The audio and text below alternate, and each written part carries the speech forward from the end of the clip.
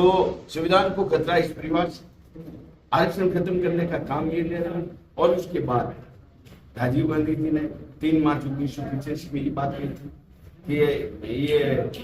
इन जो हमारे उम्मीदवार जो उनको तलाश रहे थे आरक्षण की वजह से, उनके लिए उन्होंने कहा कि बुद्धू लोगों को बढ़ावा देने से क्या फायदा, क्या लाभ है। तो ये जो उन्होंने ऐसे शब्द घटिया शब्द काम में लिए, उसके बाद उन्होंने भी मंडल आयोग जब 10 साल का जो विस्तार कर रहे थे SC/ST के लिए, तो उन्होंने लोकसभा के अंदर जोरदार तरीके से उसको आरक्षण पे खत्म करने की बात की। तो इस तरह से आरक्षण खत्म करने की बात हो, संविधान को खतरा। और दूसरा वो कह रहे हैं कि अम्बेडकर जी जो हमेशा हमारे कांग्रेस को उन्होंने सिर्फ अपनी राजनीतिक दृष्टि से राजनीति को अपने बढ़ावा देने के लिए उन्होंने हमेशा आरक्षण का विरोध किया और साथ के साथ अपनी सामाजिक उपेक्षा भी की लोगों की, और हमेशा फूट डालो समाज के अंदर, फूट डालो की राजनीति। इसके लिए और हाल ही में हमारे जो हमारे राज्यसभा सांसद हैं, उन्होंने ये बात जो कही थी कि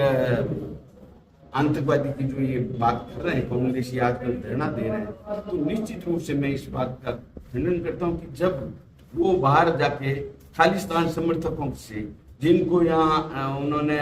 अपने देश ने आतंकवादी डिक्लेयर किया, उनसे गलबाइयां करते हैं,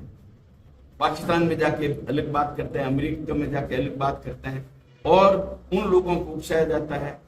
जो हमारे यहाँ आतंकवादी घोषित किए हुए हैं। तो उनसे बात करके यदि उनको आतंकवादी नहीं किया तो फिर क्या करें। हमारा कोई बच्चा यदि ऐसी कोई स्थिति हो जाती है तो उसको आतंकवादी से कोई भूल में बात हो जाती है तो उसको आतंकवादी के साथ उसका संबंध लेके उनको मुकदमा दर्ज होता है। क्यों नहीं इनके लिए भी मुकदमा दर्ज होना चाहिए, जो उन्होंने विदेशों में जाके जो पाकिस्तान को तोड़ने की बात करने वाले, भारत को तोड़ने वालों की बात करने वाले, पाकिस्तान का साथ देने की बात करने वाले, तो ये ऐसी बात जब राहुल गांधी जी कर रहे हैं और संविधान को खतरे में डालने का काम कर रहे हैं, जो हमारे डॉक्टर भीमराव अम्बेडकर साहब ने इस बात को कहा था कि धर्म के आधार पर कोई किसी भी तरह का आरक्षण नहीं मिलेगा, उसके बाद भी जामिया मिलिया जो 2011 के अंदर 2005 के अंदर जो OMI थी, उन सबको उन्होंने आरक्षण और उनको आरक्षण के प्रति उनको फैसिलिटी देने का जो काम किया कांग्रेस सरकार ने, निश्चित रूप से वो बाबा साहब के खिलाफ। आप देखिए हमारे देश के प्रधानमंत्री नरेंद्र भाई मोदी ने जो पंचतीर्थ घोषित किए हैं, जहाँ पे उनका जन्म हुआ मऊ के अंदर, उन्होंने जन्मभूमि, और जहाँ पे उनकी शिक्षा हुई लंदन में उनके वहाँ पे शिक्षा भूमि,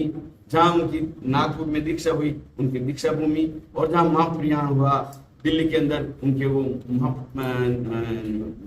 परिनिर्वाण दिवस और भूमि के रूप में, और जहाँ पे उनको समाधि दी गई वहाँ पे उसको चेती भूमि के रूप में, पंच तीर्थ के रूप में उनको बढ़ावा दिया। आज भारतीय जनता पार्टी के देश के पूर्व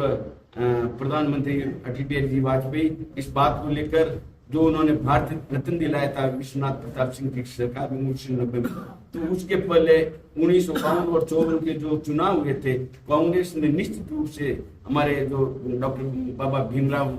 अम्बेडकर साहब को हराने का काम किया था। और वो आज उनकी दुआई लेके करीब 57 साल तक उन्होंने इस